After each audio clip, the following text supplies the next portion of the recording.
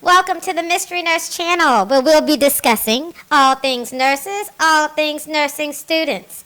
I've been waiting on a platform to come about so that we can have a place to vent our frustrations, our accomplishments, and just basically find out what everyone else is doing across the world. And I haven't come up with no platform yet, so here I am. Today's topic: why are nurses quitting? Why are these jobs like trash? Who knows? I digged in the trash. I came out with a couple of things myself. Education. Trash. Oh, the ER. Trash. Med-surg. Ooh, real trash. Dialysis. That's even trash. What else have we got in this trash? Home health. Wow. Go figure.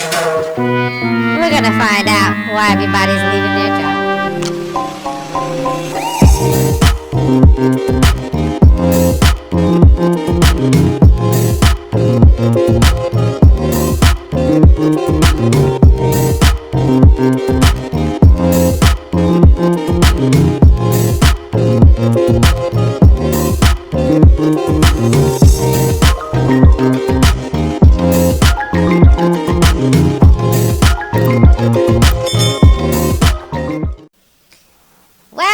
My job, and I looked around and thought, so are so many other nurses.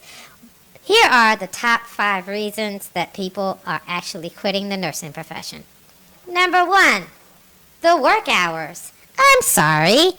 I'm working 12-hour shifts. It takes an hour to get up in the morning. It takes an hour to get home, so it's really like working 14 hours. Your feet get tired. How many of these shoes do we plan on buying in a year? They get so worn out from going up and down the floor, whether it's the hospital or outside of the hospital. And so now people are like physically exhausted. You come home, you just want to pass out. Or it's mentally draining because don't forget, you got to cross your T's and dot your I's while you are on the nursing floor. The other thing that is so crazy is they got these new contracts. Okay, if you sign up with this company, you have to work every other weekend. Okay.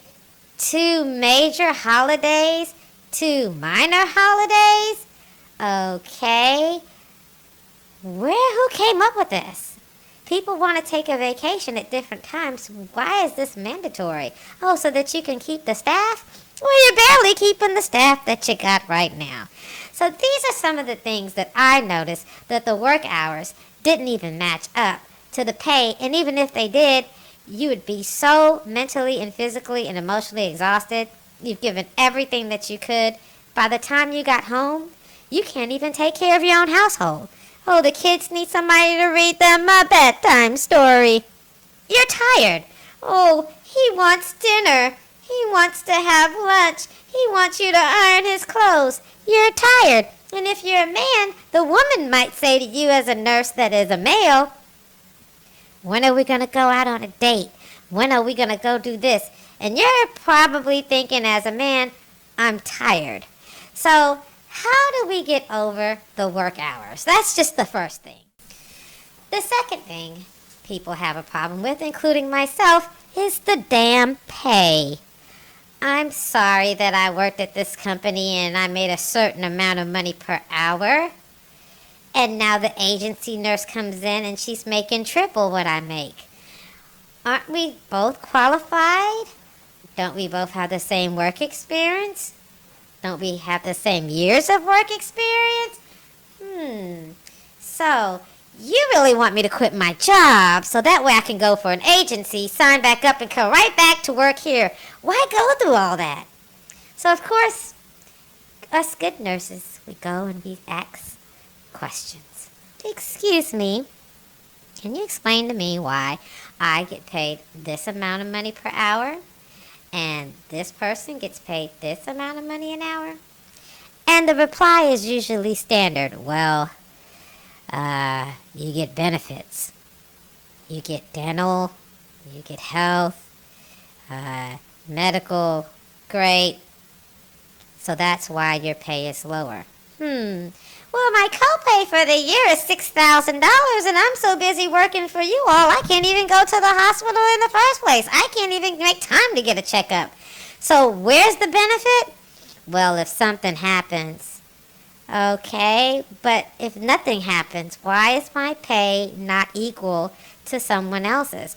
Ooh, but we can't talk about that. Remember, nurses are not allowed to talk to other employees about their pay. Okay, but when nurses leave and they tell you what their pay was when they were there, yeah, that's number 2 why I have a problem with nurses.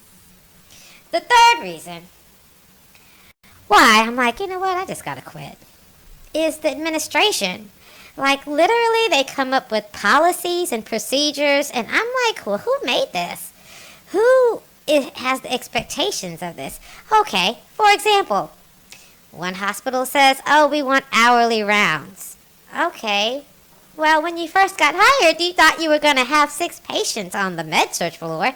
You thought you'd have 2 in ICU, but things change. So maybe the policy of hourly rounds was a good idea when you had 5 or 6 patients, but how could you keep the same standard when you have 9 patients now? It just seems a little bit like it's not matching. It's not adding up.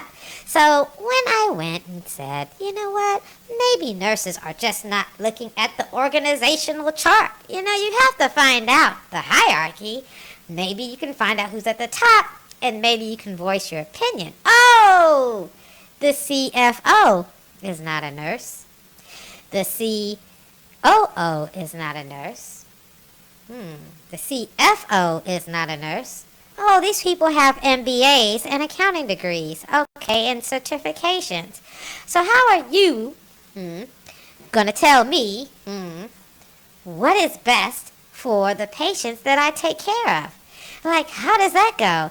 Or is it that you want to make sure you get a lot of money coming in? The money. And you don't care about what the nurses have to go through. Let's analyze that. These hospitals used to be so much like Florence Nightingale. Like, oh, bring me your ill, we'll take care of them.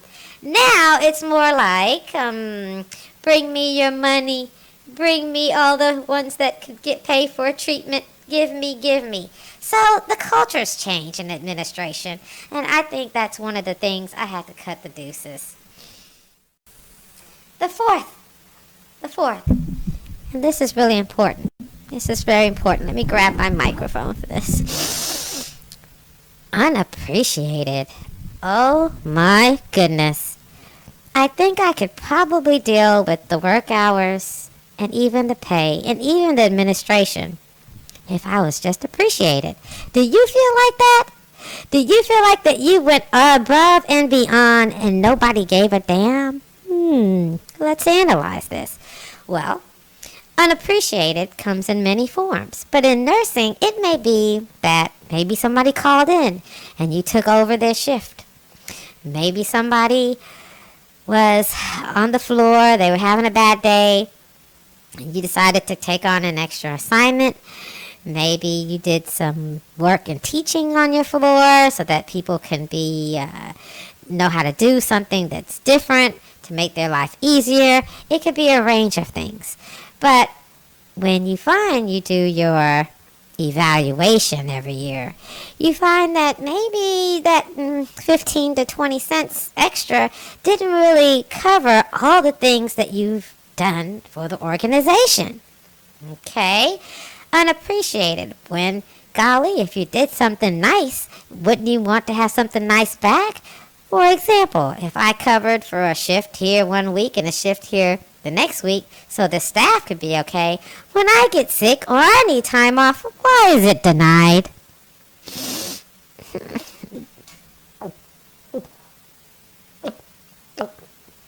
Sorry, had to drink some tea on that.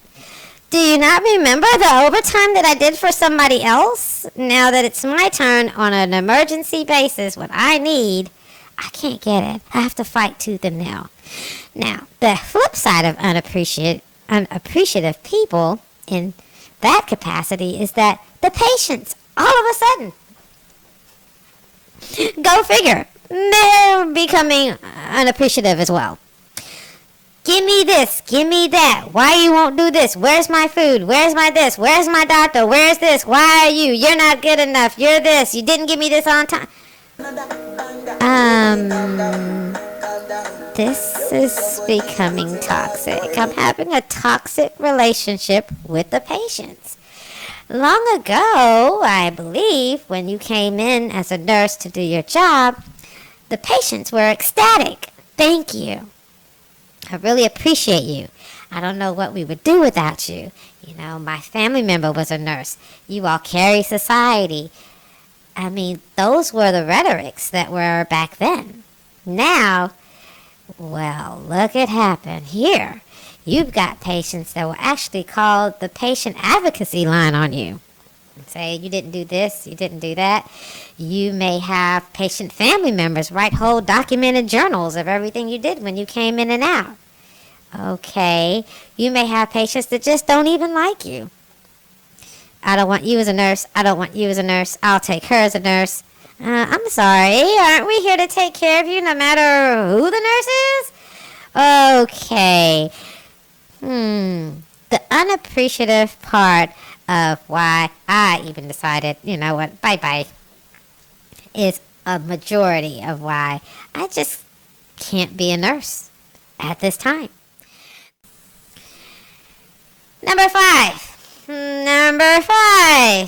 This one's a fun one. I'm going to hold this sideways for this. Favoritism and nepotism. For those who don't know what nepotism is, it's basically when somebody gets hired because their mama, grandmother, uncle, aunt, sister, cousin, somebody along the line knows somebody that can get you in. Even if you don't have the credentials. Even if there's other candidates that are better than you. Nepotism, oh, okay, come on in.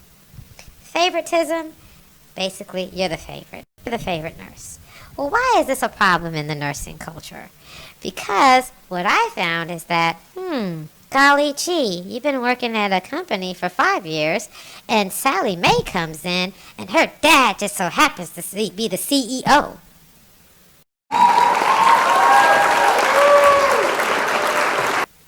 You don't even know that. It's a secret.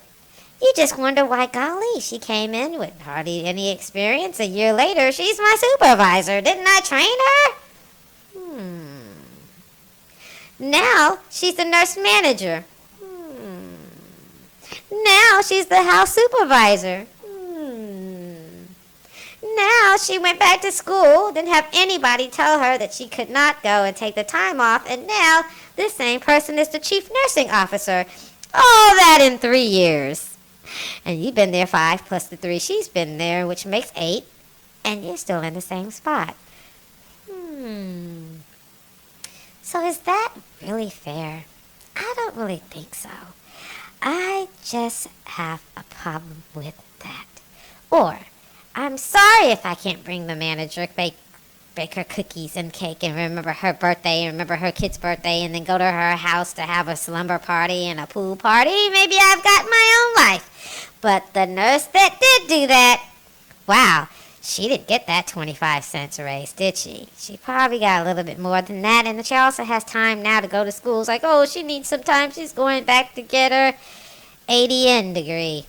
Oh, okay. Or her BSN degree. Okay. But hey, I'm trying to get my doctoral degree. Oh, you can't have the time off. So do you see the problem there? Do you see it? I mean, I got my shades on, but I'm thinking even without shades, you might be able to see where people might quit their jobs. Nurses might really quit their jobs. In the end, when it all boils down to it is, I need your help. We all need your help because I'm not the only nurse suffering. I'm not the only nurse who quit or is thinking about quitting right now as we speak. We want to know from everybody, what job has good work hours, good pay, the administration's great, they appreciate you, and they don't show favoritism and nepotism. If you could type below that job, we would all like to see what it is. If you could email me The email's going to be at the end. Please do share. We want to know. I needed a platform for information. Individually, nurses, we struggle and we take heartbreak on our own. But collectively, we don't have to do that anymore. We don't have to do that anymore. I'm here to save the day. The empath in me is here to save everybody's day if we can work together. With that being said, Mystery Nurse is here to save the day, to let all nurses and nursing students know we gonna be A-OK.